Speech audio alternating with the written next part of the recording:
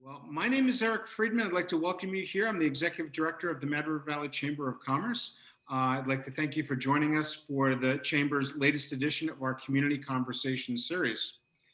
Please note that if the Zoom meeting does fill up, you can consider watching the live stream on the YouTube channel. There's a link in the chat. There's a limit to 100 people. We're in pretty good shape right now. If we get close, I'll let you know. These public conversations are designed as a way for our business community to engage with residents, second homeowners, and our visitors. It's brought to you by our 175 member businesses, including our Ski Patrol level benefactors, Sugar Perch Resort, and Waitsfield Champlain Valley Telecom. Tonight's program is also sponsored by Farrel Distributing, a valued chamber member who has been providing premium beverages to the Mad River Valley community for over 80 years. This evening's conversation is going to be focused on the Mad River Valley's restaurant community. Our panel will discuss how this sector of our economy has responded to the pandemic crisis, how they're striving to meet the needs of our residents and visitors, and what the future holds. We've received some excellent questions from the community, and I invite you to post any others you'd like in the Zoom chat function as we go along. And I'll do my best to make sure that we can answer them to the best of our ability. I would like to first introduce our panel this evening. Anna Dan is the owner of The Hideaway and Sage Restaurant, and she's here to represent the quote unquote traditional restaurants here in the Mad River Valley, and is also the chair of the Mad River Valley Chamber Board. Charlie Menard is here as well. He's an amazingly creative owner of the Canteen Creamy, and he's here representing the takeout sector of our local restaurant world, and he is also a real valued Mad River Valley Chamber member.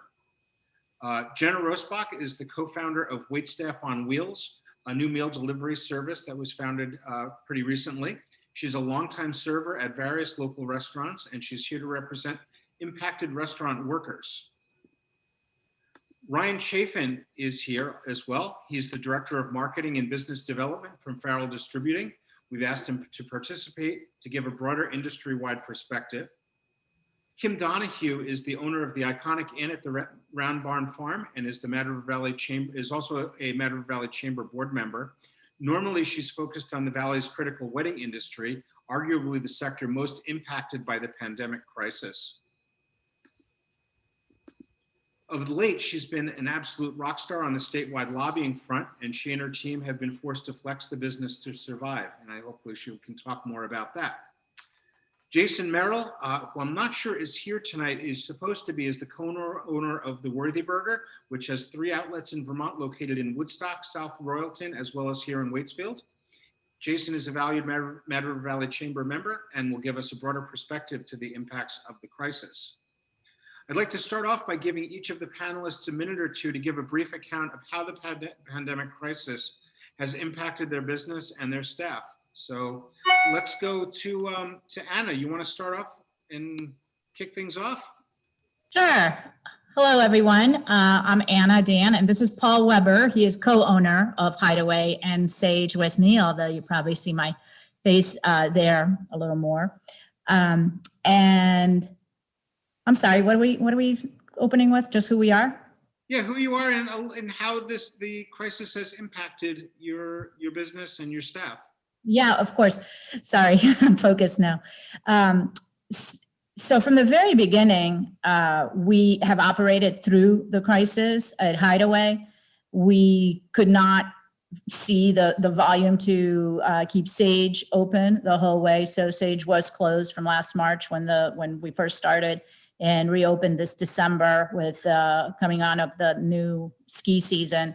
So obviously, very impacted in volume, but thankfully we have some really loyal customers, and we've been able to do takeout in the beginning and then open up with that outdoor tent for the summer, which we had a fabulous summer. I think everyone did, given the situation.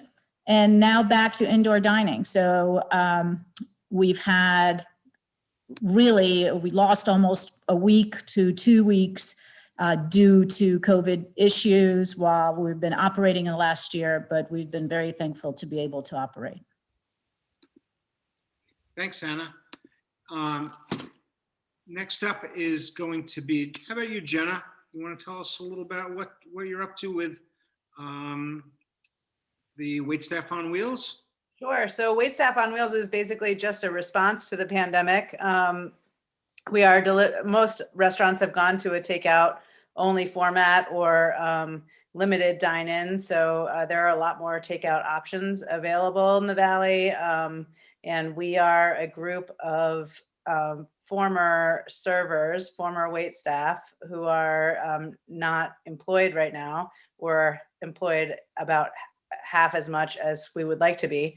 And we are just basically offering a delivery service similar to Grubhub or Uber Eats, where you can get delivery from now 7 Mad River Valley restaurants right to your door. We are both supporting the restaurant community in enabling them to do delivery without needing to employ somebody just to do that. And we're also supporting the community in receiving the takeout, for people who are quarantining or who otherwise just don't want to come down into town.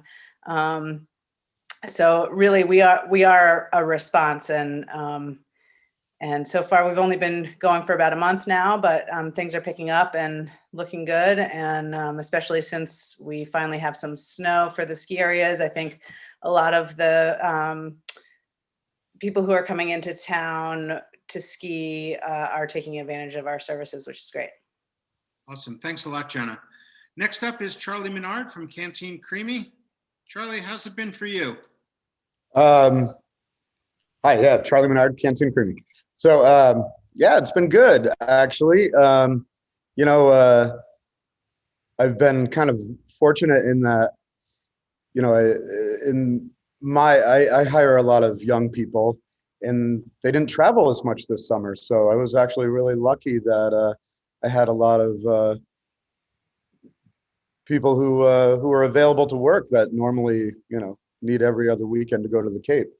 That was one good thing. But now, I find that now that we're doing all of our sales online, one of the big things for me has been, I've needed to maybe up my staffing just a little bit so that I can reach that 5:30 pickup. That 5:30 number is so much more real than it's ever been before. And it's kind of impacted us a little bit, but and keeping up with the online system has proven to be very tricky. But other than that, yeah, I feel very. Yeah, well, thanks, Charlie. I think you've been uniquely, kind of uniquely set up for a pandemic. Not necessarily on purpose, but you're fortunate in that way, which was good. Next up in our panel is Ryan Chafin. He's the Director of Marketing for Business and Development at Farrel Distributing. How you doing, Ryan? Hey, Eric, thanks for having me. So we're a statewide beer, wine, and non-alcoholic distributor. The first one after Prohibition. We've been around that long, same family. Not you, though. Not me personally, no. David's great-grandfather was a produce distributor before Prohibition. So after the law changed, the state approached him and said, you know how to get around a little bit. What would you think about getting into the beer business? So we've been around for quite some time. And the Mad River Valley is a really important home for a lot of us. And myself personally, I started working in the beer business 20 years ago for the Longshore Brewing Company back then. And the owner specifically told me, make sure you get to the Mad River Valley first thing you do and get around and say hello to everybody. So it's a really important part of our business. Speaking of business for us, obviously, when the shutdowns happened, we lost half our account base overnight, immediately with no warning. So right in the middle of ski season, right on St. Patrick's Day, the day that we were gearing up and building up inventory, which for us takes at times 3 months to 6 months to gear up our forecasting to be ready to serve the needs of a lot of people on this call. So we found ourselves at the end of March with close to 100,000 gallons of beer that had to get destroyed. So working through that, on top of working with all of our winery partners all over the world to adjust orders, we were also dealing with a tax that was happening across the country in France and Italy, which was challenging. And staff, we have 300 employees that live from all corners of the state and a few in the valley. So between losing half the account base and then having to make sure 300 people were safe and comfortable, having a lot of open dialogue because we never stopped. We were in stores and grocery stores, and we were in a lot of your establishments, making sure you were okay. So quite the ride. We're still in it, and we're going to be in it for quite some time, but I'm very thankful for our organization. And it's taught us a few things, and we've had some considerations to make, but we're here, we're strong, and everyone's still employed, and we're still representing our portfolio, which at this point is now 40 Vermont brands that we represent across the category. So when you think about representing a lot of national brands and imported brands, it comes with a lot of pressure. But when you represent that many Vermont companies, it comes with a lot of heartfelt pressure too. So thanks. Yeah, thank you. Thanks so much. We really appreciate it, Ryan. Kim Donahue from the Inn at the Round Barn. What's up with you, Kim? So in March, when we were all forced into hibernation, we flipped immediately into action mode.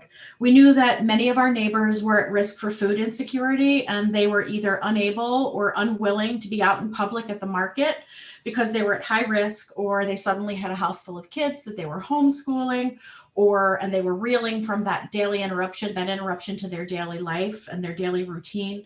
Or even more importantly, we knew that some of our community was at risk of facing food insecurity due to the economic impact of not being able to work. So we had food. We felt like people needed food. Most of the restaurants were closed in the Valley. Not everybody was able to pivot as quickly as we were, because we did have we had a St. Patrick's Day dinner that was planned. So we really had food. So we immediately implemented a feed for 40 model. We, as a caterer, we are uniquely suited to pumping out a lot of the same food with a very high quality and being able to deliver that.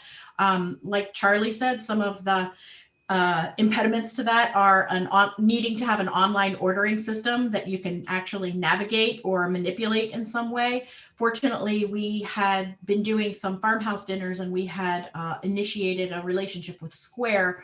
So thank you to everybody who has been very patient with that system as we all learned how to game those systems, because we've all had to game them if we do takeout, right? So that 4 for 40 model, we offered 4 generous servings of hearty, filling, nutritious food. And we, bought some foil containers and some paper bags, and put some stuff in the backseat of my car. And I drove around and delivered food to people who wasn't able to get out.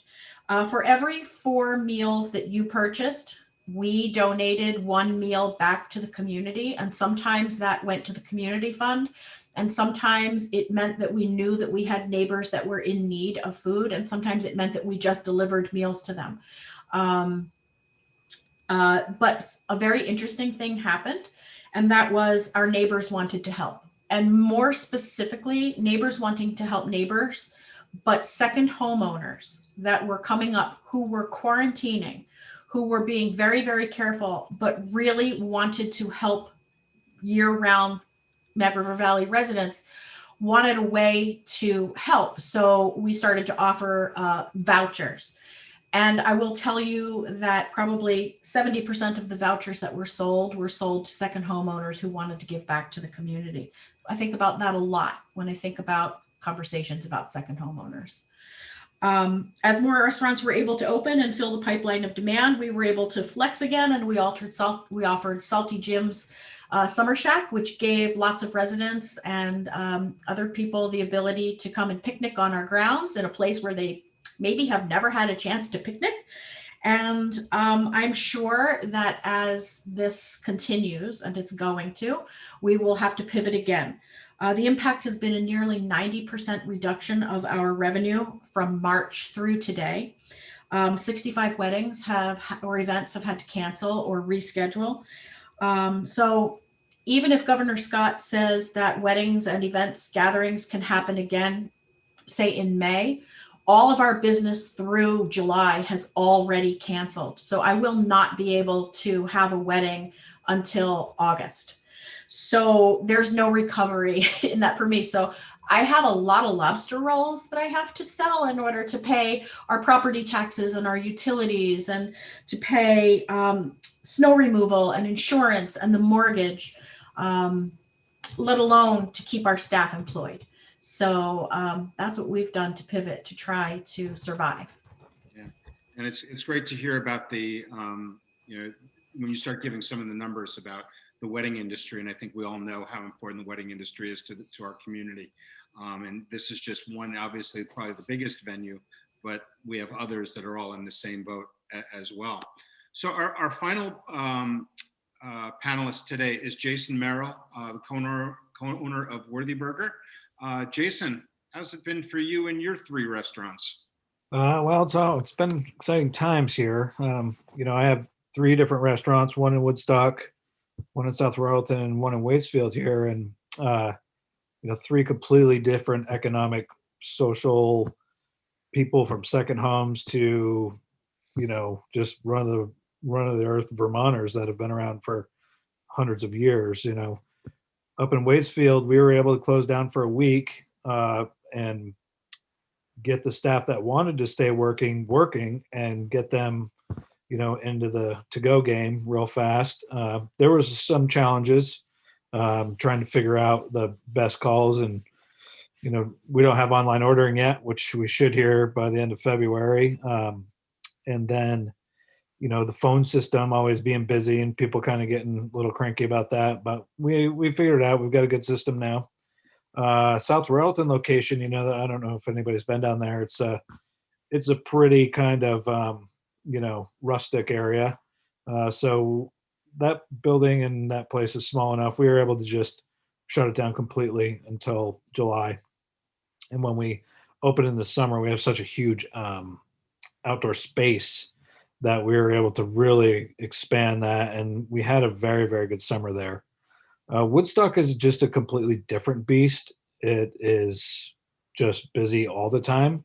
A very, very big tourist town.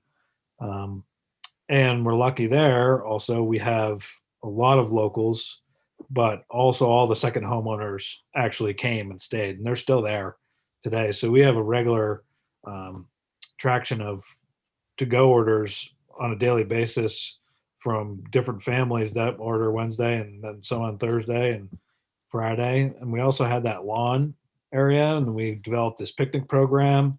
You know, no one's mentioned the alcohol to go, but that's been great for our restaurants. We've been able to do a lot of different cocktails and lots of packaged beer. The hardest part about really one of those things when we were able to go back inside was, you know, my restaurants are mostly draft. You know, we've got 30 lines in Woodstock, 20 in South Royalton, and 12 in Waitsfield. And as Ryan can attest, there's not many breweries kegging beer right now. Everybody switched to cans. You know, Lawson's has been good. I have to beg for kegs. TJ says yes. And Ryan and, you know, those guys are getting, and I went strict, like, we're going only Vermont. We're only supporting Vermont.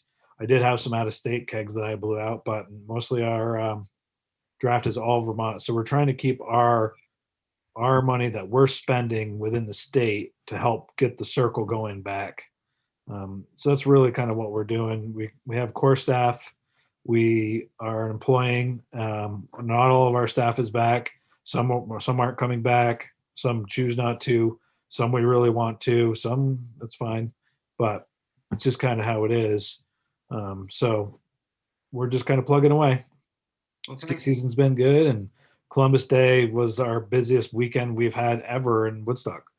So during a pandemic. So I can't complain. Our doors are still open. Well, thanks a lot, Jason. I appreciate getting your perspective on this. You know, you talked about, you know, how different it is, you know, in Woodstock and here. I'd be interested in hearing from Ryan Chafin, just, you know, how do you see the Valley as opposed to other regions in the state? And what are the differences that you see? Well, there are definitely some differences across the state. There's no question. I'm kind of calling it the tale of 2 states. I think from, as Jason mentioned, from the Woodstock corridor, Route 4 south and north is how I kind of look at it. And when I looked at our entire year hospitality on-premise losses in 2020. The majority, the higher losses were in northern Vermont, Chittenden counties, Lamoille counties, and in this area right here specifically. The day traffic in southern Vermont is really strong. A lot of folks are coming up and coming back in the same day, and I'm not going to get into the quarantine issue because I don't know, but traffic down south is just, there's a lot more folks happening in the south, and Kim mentioned second homeowners. The second homeowner business in southern Vermont is really strong. A lot of folks moved up here and they still haven't left. You can see it in the number of people that have been moving here, but I would say it's hard for me to pinpoint directly to compare the Valley versus the entire state, but I would say that if I would probably say the Valley is probably feeling it a little harder than others, to be quite honest. One of the things I'm curious to hear from to Jenna a little bit. I think these businesses have been taking it on the chin in a lot of ways, and as my position here at the chamber, I'm certainly seeing it. Jenna, can you speak to a little bit more about how this has impacted the staff, the restaurant workers here in the Valley? Sure. I mean, I guess first off, as a waitress, I mean, I was employed through the summer, and as soon as dining came indoors, I didn't feel comfortable doing that really anymore. It's a real risk, and whereas frontline as somebody who works at a grocery store or any of those sort of frontline people, and I think giving an option to still provide a service. Everybody that's working with Waitstaff on Wheels loves being in the service industry. We love our customers. But we just were feeling a little, pressed as far as safety goes. I mean, there's a lot in place to ensure our safety. But, not everybody's always consistently following the rules when they go out. So, I think that it's a nice option to be able to be doing delivery. And then, we also didn't want to take anything away from the restaurants. So basically, nothing changes between the customer and the restaurant if they add a delivery service. They are still, a lot of the bigger companies like Uber Eats and such will take a percentage of the sale from the restaurant. And that's just not feasible right now. Restaurants are already really pressed to make ends meet at 50% capacity, or with just doing takeout. So our model was to not change anything with the relationship between the customer and the restaurant. They're still ordering and paying the full price at the restaurant, and then our delivery service is an add-on. So that is, I think, pretty attractive to the restaurants that we're working with. They basically don't have to change anything or do anything differently than they were already doing. And our drivers are psyched to be able to continue to work and not feel like they need to be in a building with people from, whose backgrounds they can't track, If anyone's been out to a restaurant recently, when you walk in the door, you need to give your name and basically sign off that you haven't been out of the state for the past 2 weeks and that you're feeling healthy. But, it's easy to just say, yeah, and let me in for dinner. So I think, I think it's just one more level of protection for those of us in the service industry to be able to be offering delivery. Thanks, Jenna. Yeah, I mean, I think that's, it's really interesting to hear your perspective from a staff, from the staff as opposed to from a business perspective. And then the whole idea of being safe and you feeling safe as opposed to the customers. And I think that's something that's really important that is kept in mind. I'm curious, maybe Anna, what has the experience been like for your staff? And your experience. The other thing one of the questions I've gotten is, what has the experience been like dealing with the state health apparatus when an employee has been infected or exposed, and how you have to deal with that? Can you speak to that a little bit, Anna? Because I know this is something, it's not just, several restaurants in town have had to deal with this. Yeah, of course. So obviously we take the safety of all of our staff very seriously. And even though we opened from the very beginning, there were some staff that clearly were just not comfortable to do in the beginning anything, or possibly some of them when we moved to indoor dining.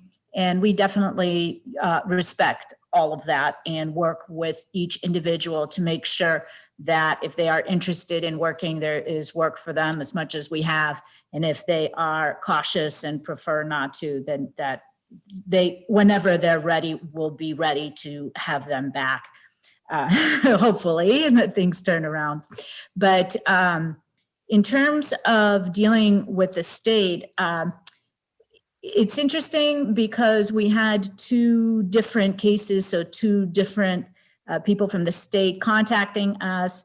Jean, who's on the call today, did all of the mapping of exactly who was in the restaurant at what time and on what day and who had contact with whom, so that we can be really thorough about who needed to quarantine and get tested and who was still good to go. And at a point, there were so many connections that we ended up not having the staff to open for a few days.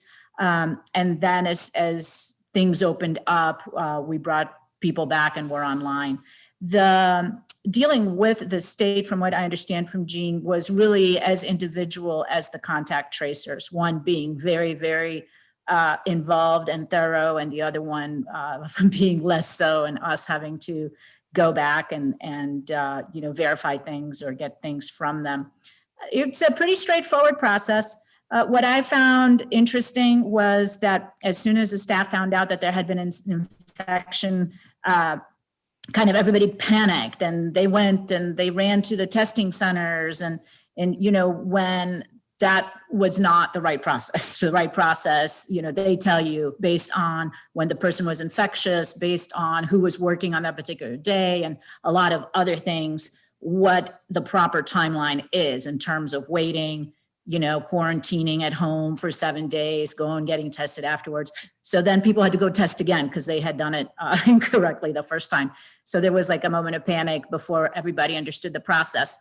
But, they did walk us through the process, and we're on the other side of it, thank God now, and being cautious. And I would also like to add that, I am not blaming anybody, but we were always very cautious in the restaurant. The folks that were affected are all 20-somethings that in their own life outside of the restaurant are perhaps not keeping up with the best protocols. So I felt pretty good that it was not, of course, we can't know exactly where it came from, but that I did not think that it was something that was generated from our institution, from our organizations.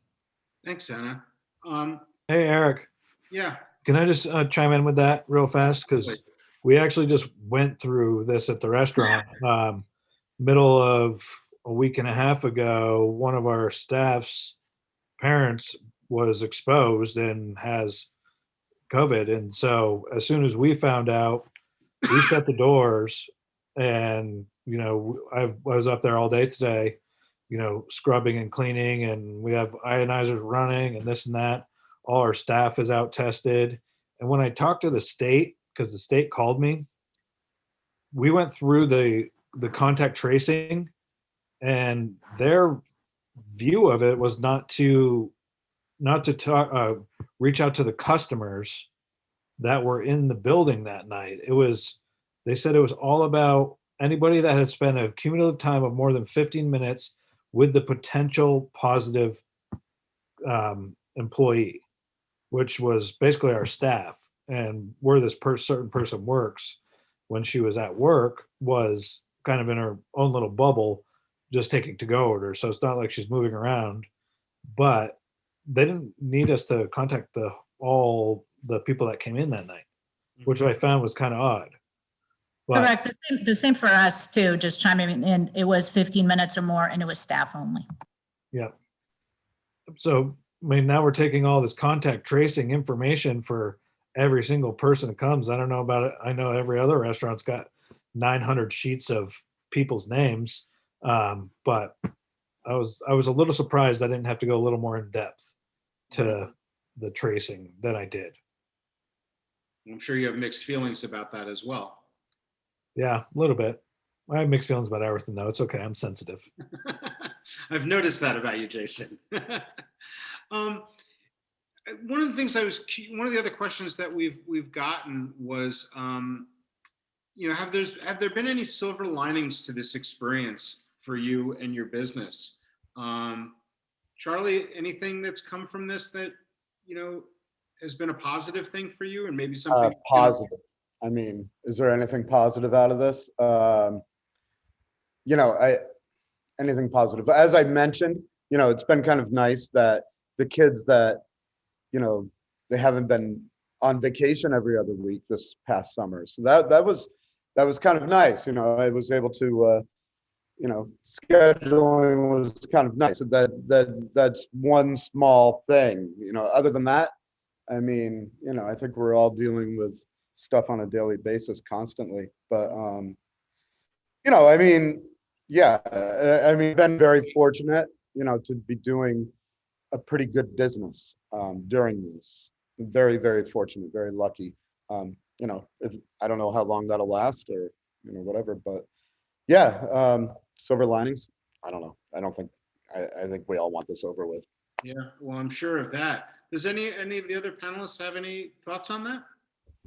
Yeah, I do. And we talk about this a lot in the three restaurants is we have been able to pare down and, a lot of our staff didn't come back. And I don't necessarily think it was a bad thing. They didn't really like the restaurant business. They wanted to do something else. They've gone on to different careers. They've explored things they've always wanted to, which is good with our support. The state did do unemployment for a lot of these people, but for our core staff that we've been kept, that's been around this whole time, we've been able to give them raises. We've been able to give them bonuses. And we're running we were running two of the restaurants 4 days a week. So it's compacted all our business down into 4 days rather than running 7 days a week, 2 meal periods a day. We're able to shrink the business down, support our core staff, support our farmers even more. We've tuned our farmers down like we did with the beer, and we're able to, focus a little more and watch each line item a little better. All our electricity's down, our gas is down, the wear and tear in the building's down. We've done some improvements with some of this grant money that we've got. So, trying to look at it like we're able to do these things rather than, 7 days a week, for oddless hours where everybody gets burnt out. Our staff's happy. They get 3 days off a week, and they seem to be quite happy, which is the nice part. That is a great silver lining. You brought up, the federal funds and coming in from the PPP and the EIDL programs. Kim, I know you're really pretty well tuned into that whole world.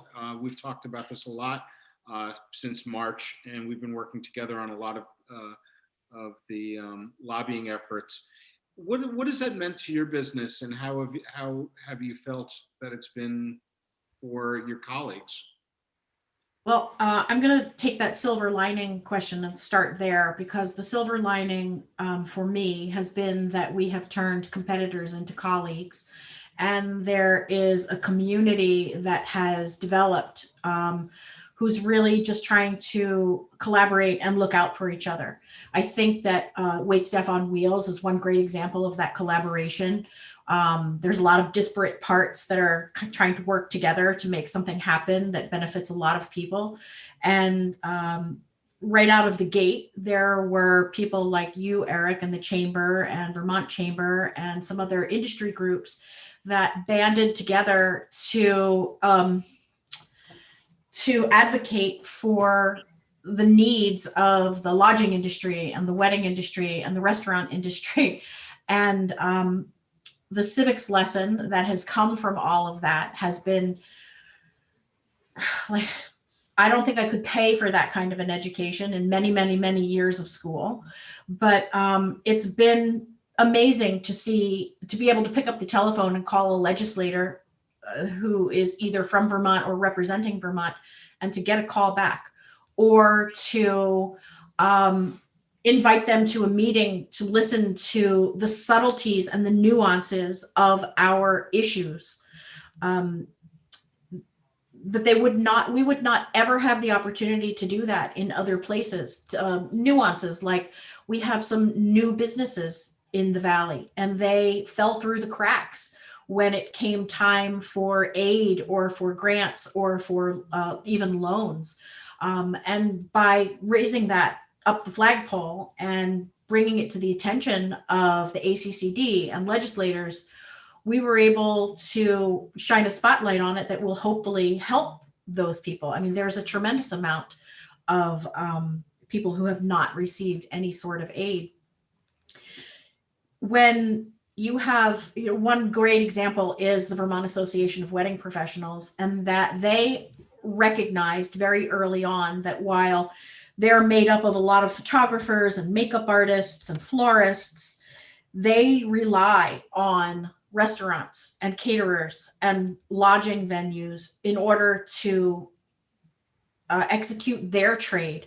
So if there's no place, if all of the lodging and all of the wedding venues go out of business and all of the restaurants go out of business, there isn't any place to have grandma's 80th birthday party or a wedding or a reunion. So they banded together to really prop up rental businesses. And that's just been something that's been amazing and has taken a lot of time. I mean, man, that doesn't stop. I've started that. There hasn't been a day that we haven't been advocating. So that's been our advocating experience. Thanks, Kim.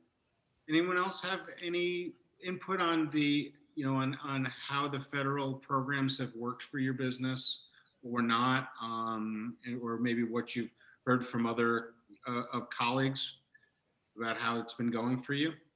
Eric, I'll jump in because we definitely were right out of gate at the first PPP loan, because we knew that we wanted to keep people employed. So that was tremendous. We would not have been able to stay open without that first initial PPP loan, and then eventually the Vermont grants started coming through. So the aid, both the federal aid and then what the state of Vermont kicked in, allowed us to keep our fairly sizable staff employed, those that wanted to continue to work, and to stay open, because there are nights when we would be open and we do $200 worth of business out of there, and that on an that doesn't pay for the staff, or doesn't pay for anything really.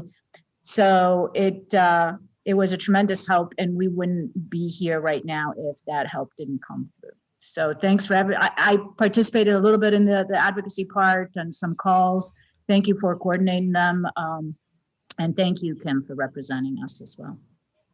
Yeah, I mean, I think that's one of the things that, when Kim talks about the education that we learned in civics, I'm a history teacher by trade, and I thought I knew this stuff.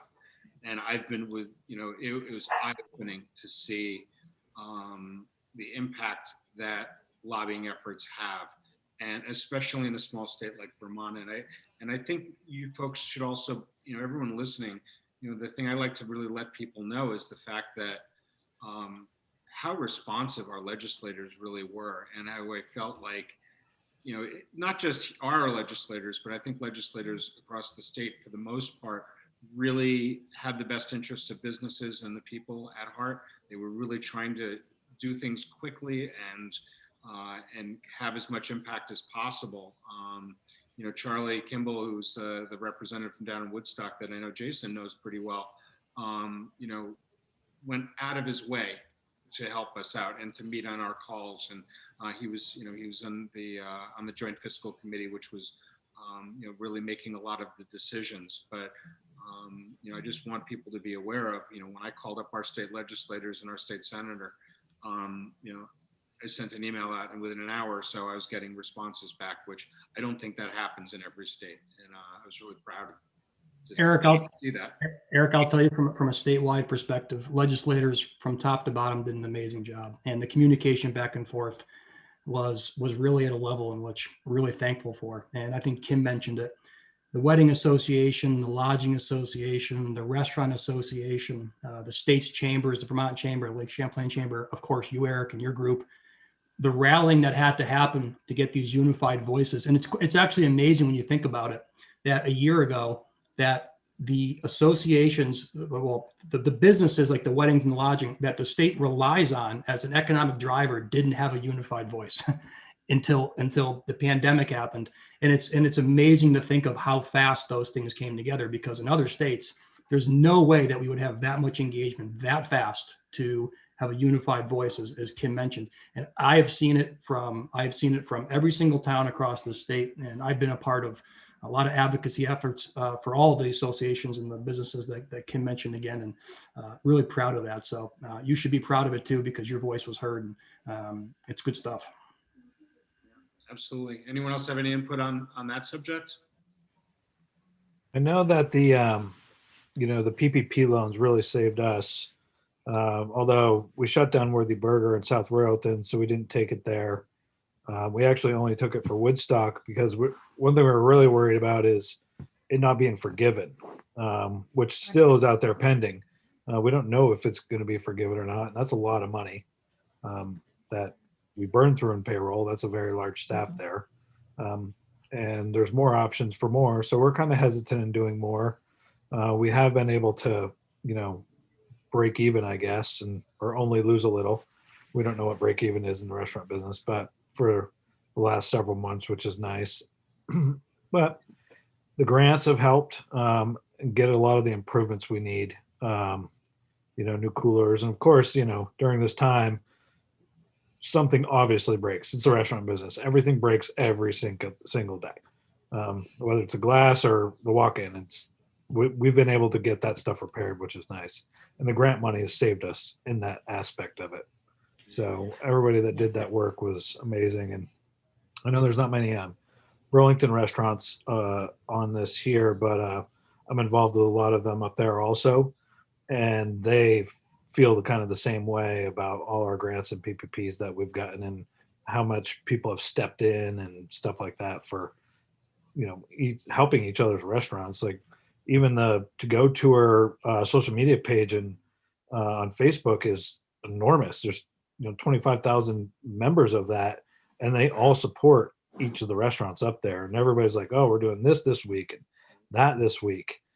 It's really good to see. And Vermont's a strong little state, so I think we'll be fine. Jason brings with up our homeowners. Jason brings up a good point with PPP. That is at this point still a loan. So that has to be repaid at this point. We all have to be planning to repay that. So not only are we in a position where there's greatly diminished revenue, we're in a position, and anybody who takes deposits for large events, we had a tremendous amount of money that was returned on those deposits, which really impacts cash flow and many other things. But essentially, the money that we've gotten has helped us pay past debts. It is not helping us look forward yet. We still have to look forward. This PPP was considered on a period in 2020. So from this point forward in 2021, we still need to consider how we're going to build the bridge to get to the other side, to get to normal. So we can't stop.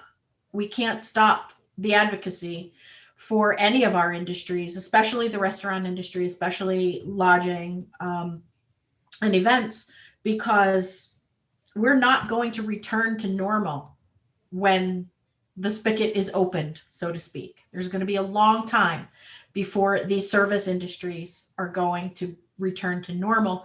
And we have to get there in order to be able to repay all of this. So we're not done yet. We're not done yet. We take a little breather, but we have a long road ahead of us. Thanks, Kim. You know, one of the questions that came up, this is an interesting question that came up from from someone in the community. And I think this is interesting because I think a lot of us are too close to it, and I think we know it. And the question is, for those of us unfamiliar with the restaurant, lodging, or food service industries in Vermont, what are the state of Vermont requirements under COVID for workspace safety practices in restaurants and our takeout establishment? And has this meant greater training for you and your staff, more operating expenses, you know, assuming face masks and hand sanitizer, signage, time spent, record keeping, et cetera? Can someone on the panel kind of address that? Because I think people don't necessarily know the ins and outs of it like we do. Yeah, I can talk a little bit about it. You know, we have an opportunity here to market and package our to-go foods and this and that, and make it nice for people to continue to want to do that. Buying masks. I mean, we bought a case of 80 masks for the tune of, $800. That's an expense that we've never had before. Workspace. When you're working on a line, you're not 6 feet apart. You're next to each other. And at our restaurants, we have all wood fire grills. They're hot, and there's smoke.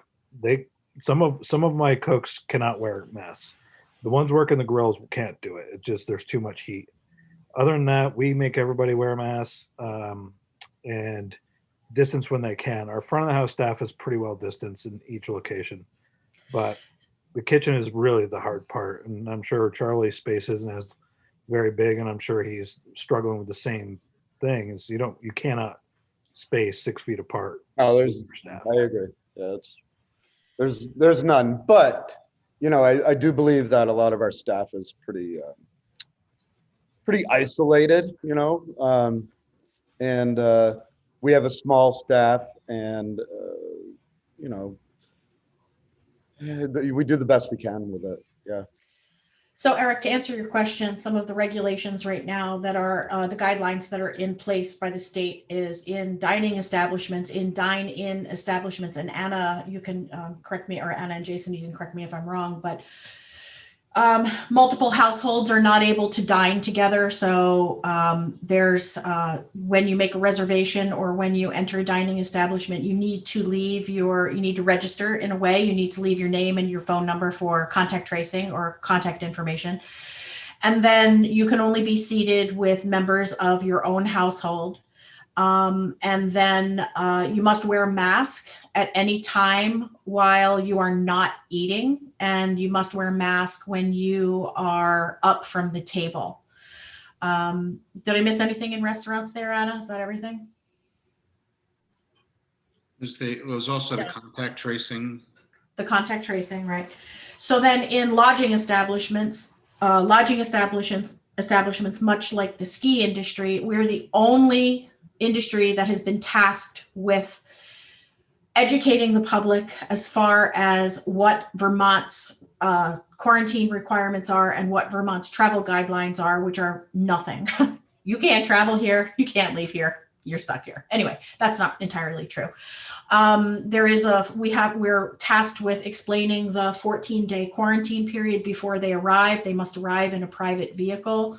It could be a plane, a train, or an automobile, as long as they're the only ones on it. That's how they have to get here. If they are unable to do that, they can also quarantine in their home state for 7 days and then have a negative test, quarantine until they arrive in Vermont. Or they can quarantine in a Vermont lodging establishment for 14 days. So they can come to a Vermont lodging establishment, stay in their room for 14 days and never leave the building, and then go home. And many states have quarantine requirements when they get there. We are also forced, along with the ski industry, to ask our guests to provide an attestation to that effect. So we must get a signature that says that the guest understands that and that they are able to abide by that. So essentially, very few people can come to Vermont that are able to follow those quarantine regulations. And when they get here, there are the further requirements that they are unable to congregate with additional households. The requirements for opening your business in April and May and June, when the ACCD started to roll out the guidelines, when the governor started to open that spigot, much like every other business, we were each tasked with coming up with our own reopening plan that met the guidelines for our industry, which are basically the guidelines for all of our industries, which are social distancing up to 6 feet, which include PPE, protective equipment, meaning masks, hand sanitizer. And man, I have a refrigerator full of hand sanitizer if anybody needs any, because that was a big purchase there. And then there's also requirements like we cannot have communal lunchrooms. We can't share meals with people. We're forced also to try to do as much of our work as we can remotely. For us, sometimes it means staggering shifts so that our sous chef is not working at the same time in the same kitchen as our chef. It also means that when we're packing, because we need additional space to pack for takeout, we're using spaces that had never been used for food service before that would normally be, space that would generate income. So our milking parlor is now essentially being used as a packing area because we can't do that in the confines of the kitchen. So those are some of the guidelines that we are having to navigate. Yeah, thank you. I think that's something that people don't necessarily realize what's involved, and there is a lot. And I think that one of the things that that the chamber's been trying to do is getting the various sectors to just communicate with one another and talk about best practices and just try to help each other out as much as possible. Hey, Eric, can I say something about the customers coming into the restaurant? Absolutely. So we have spaced out seating, pods, that type of stuff in our restaurants. As for people coming in with multi-households, they just say they're all from the same household. We don't see anybody over 8 in the same group. So we take reservations at 2 of the restaurants. So if there's 12 people, they'll make 2 different reservations and ask to sit next to each other and just talk around all our barriers. So to police that as an owner or a host or a manager is a really difficult thing to do. We have to trust the guests that are doing that. Yeah, I think that that's one of the hardest things that there's certainly the people in the lodging sector are dealing with that more than anyone, and it's a really tough situation to put business owners in when your natural inclination is to be hospitable, not question, and it's a tough thing. So I appreciate that. And there's only so much you can do, right?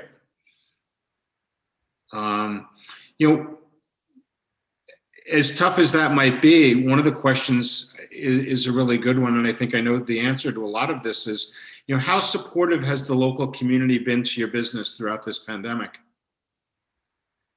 Anyone want to take that one on? I can start and say that people have been very supportive. People have come to do takeout, and those that were comfortable have come back to see us. And so I'm very thankful, and I feel that we've been supported well. That's good to hear. We feel all of our locals have been supportive. I mean, I had lunch at Charlie's place on my way back today in the car. It was delicious as usual. Last week I had Stoke. So we have regulars that come in first name basis with a lot of to-go people. Like Ben orders 2 sandwiches and 2 rum punches to go twice a week. I know he's going to do it. and Ryan comes in, so we have our local support, which is really nice. And I think a lot of the other businesses are supporting each other in this. I know Lawson's goes all over the place. I've been in the Hideaway several times, so I think it's kind of brought us all in a little bit closer, and a little more supportive of each other. If it weren't for the locals, we certainly wouldn't be doing the takeout business that we're doing. We're off the beaten path and we have no foot traffic to speak of, and no natural traffic.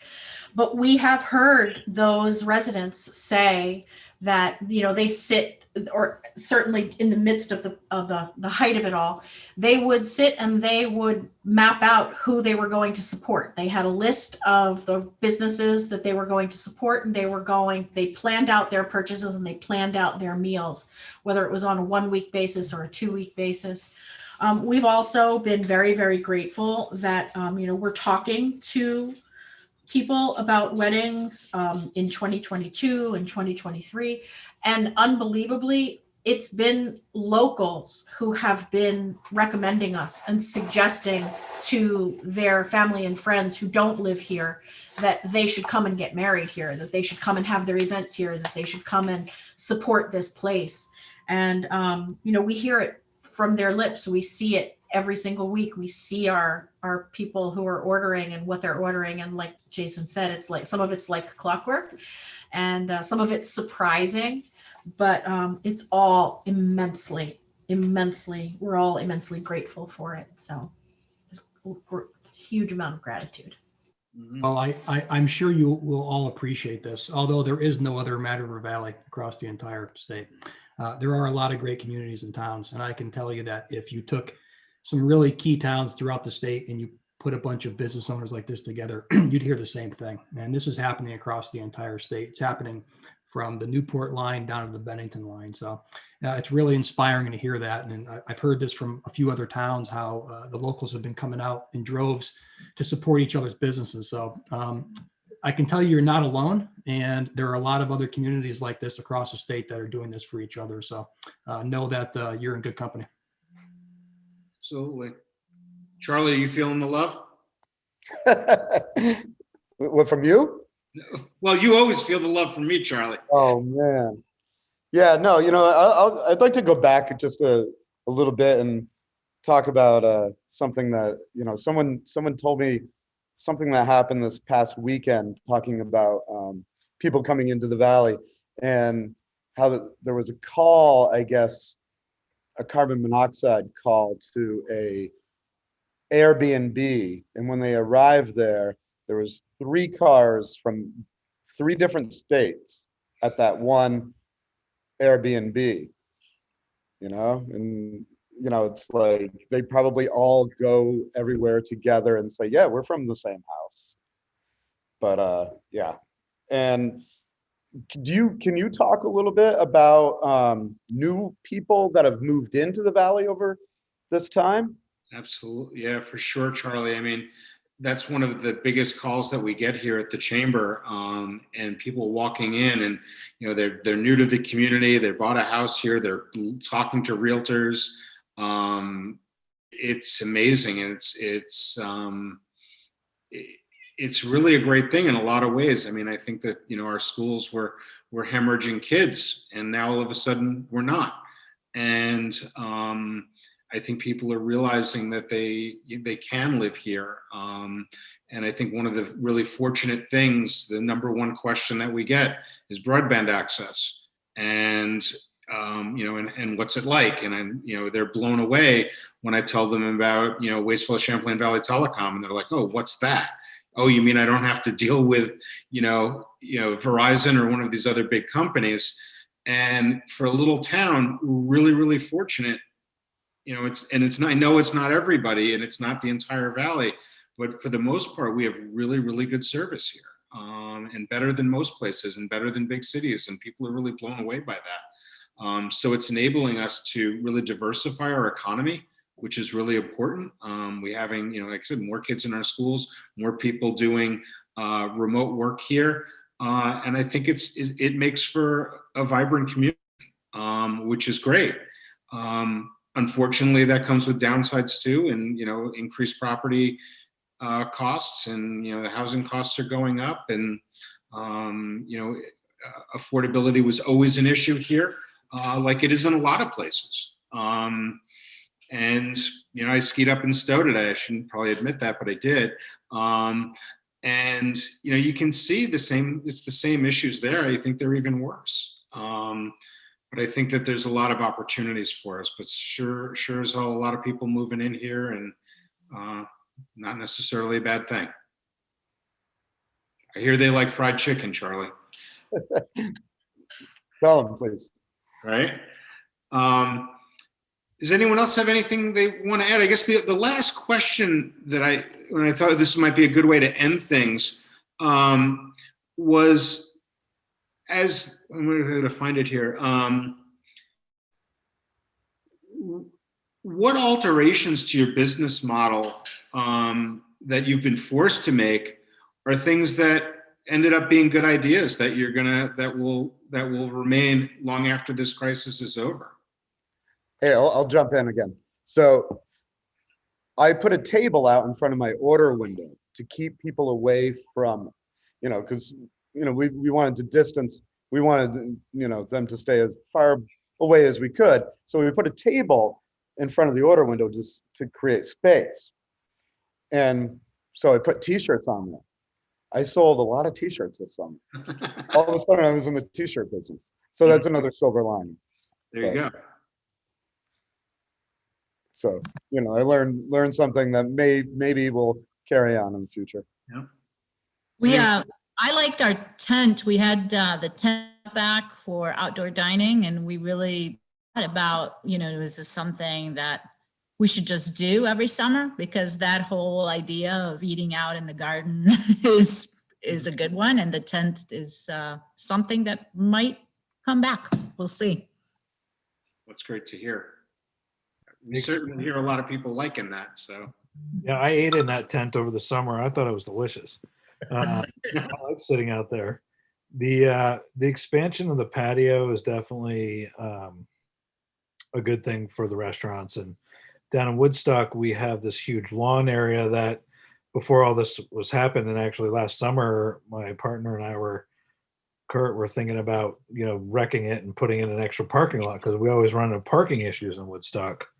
Well, obviously we wouldn't, it got shut down, so we're not going to spend the $37,000 to do that. So we're like, all right, so we bought 6 picnic tables, leveled them out, put them over there. We put music over there.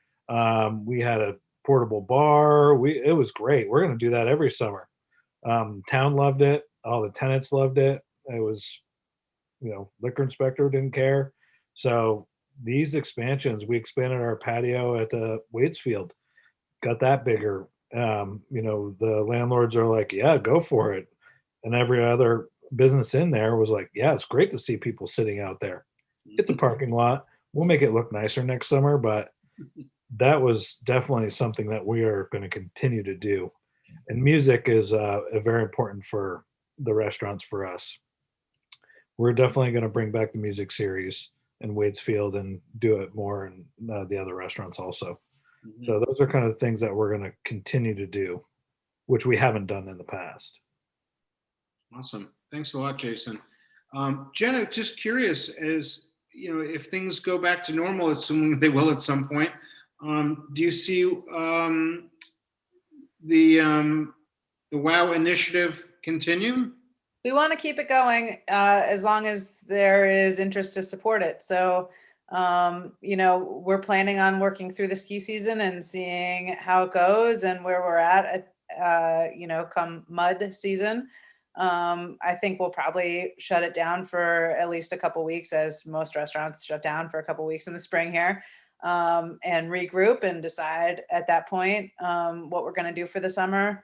I think a lot of people are more willing to drive themselves to pick up their takeout in the summertime. But I also, going back to the question about community support, people have been really into getting their food delivered. And it's been a month that we've been in business. And I would say that at least 50% of our customers are repeat customers. So those who are taking advantage of it really enjoy it and appreciate it. And, certainly as long as families are, taking on a lot more of schooling responsibilities and all of their schedules are changed, and it's difficult to also squeeze in that trip to the grocery store and cooking dinner and all of that. I think that relying on the restaurants for dinner and also for delivery is going to continue beyond the spring season. Hopefully when we all get back outside in the summertime and, restaurants are opening the patios and opening these outdoor spaces for dining, there'll be less of a need for takeout. And so maybe we'll just take a break until next winter. But I would say that we'll be delivering again winter for sure, whether or not we do it through the summer. All right. Well, thanks, Jenna. Before we finish up, is there anything that anyone else wants to add or say?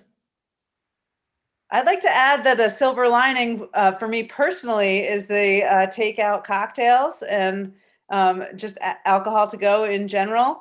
I did call the DLC to see if we would be able to deliver alcohol, and that was a hard no. And they did tell me that as soon as the pandemic is over and the governor's emergency order is over, the DLC is going to shut down the takeout cocktails. So those of you who are enjoying that like I am, take advantage of it while you can.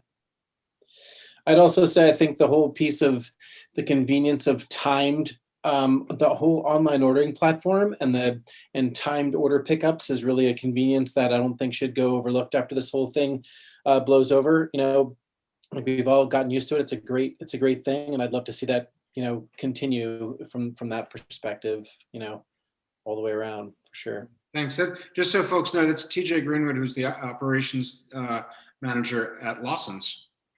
And you guys are doing an awful lot of good stuff there.